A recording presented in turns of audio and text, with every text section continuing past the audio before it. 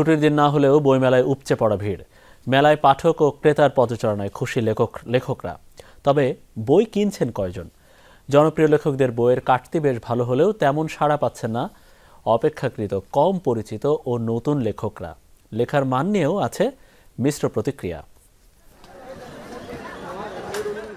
বইমেলার 11তম দিন, বিকেলেই মানুষের ঢল সোহরাওয়ার্দী উদ্যানে। স্টলে স্টলে ঘুরে নেড়ে চেড়ে দেখছেন নতুন বই। এক একজনের এক এক ধরনের পছন্দ।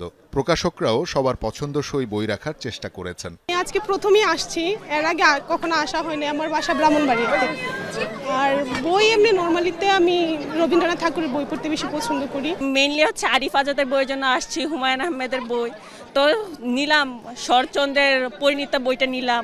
মেলায় মানুষের উপস্থিতি বাড়লে বই বিক্রির হারটাও বেড়ে যায় অনেক। তাই খুশি লেখকরা। নিজেদের লেখা বই যত বেশি পাঠকের কাছে পৌঁছানো যায়। সেল কম হচ্ছে, তবে লোকজন খুব বেশি আসছে, ছবি তুলছে, চলে যাচ্ছে, এরকম পাঠকের সংখ্যা একদমই কম। জুলাইয়ের আন্দোলন নিয়ে বই চাচ্ছে কেউ, বা কেউ হচ্ছে সাহিত্য, তার রাজনীতি বিষয়ক বইটাই বেশি টানছে এবার। এই বিপ্লবের কারণে যে আমরা এই যে একটা বলতে পারেন যে বাক স্বাধীনতার পর যে আমাদের প্রত্যেকটা মত প্রকাশের যে জায়গাটা পাচ্ছি, এটা অনেক তৃপ্তির জায়গা। নতুন মৌলিক বই পাঠকের কাছে দিতে পারবো এবং আসছে অলরেডি, এবং পাঠকও সেই বইয়ের দিকে ধাবিত হচ্ছে, তারাও স্বাচ্ছন্দ্য বোধ করতেছে। মেলায় এদিন নতুন বই এলো 91টি। সব মিলিয়ে গেল 11 দিনে 828টি নতুন বই। তবে আসলেই কি সবাই বই কিনছেন?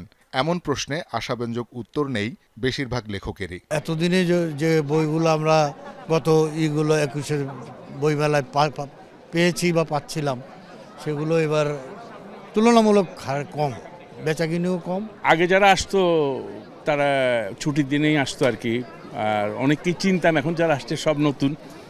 এদের বই কেনার প্রচুর আগ্রহ, কিন্তু বইয়ের দামের কারণে অনেকে পিছিয়ে যাচ্ছে। নতুন বই দেখলে ওইটা ধৈর্য সহকারে মূল্যায়ন করে বইটাকে সংগ্রহ করার যে ইচ্ছা, সেই ইচ্ছা থেকে আমার মনে হয় কিঞ্চিত দূরবর্তী অবস্থানে আছে আমাদের পাঠক শ্রেণী। দিন যত গড়াবে মেলা আরও জমে উঠবে বলে প্রত্যাশা বিক্রেতাদের।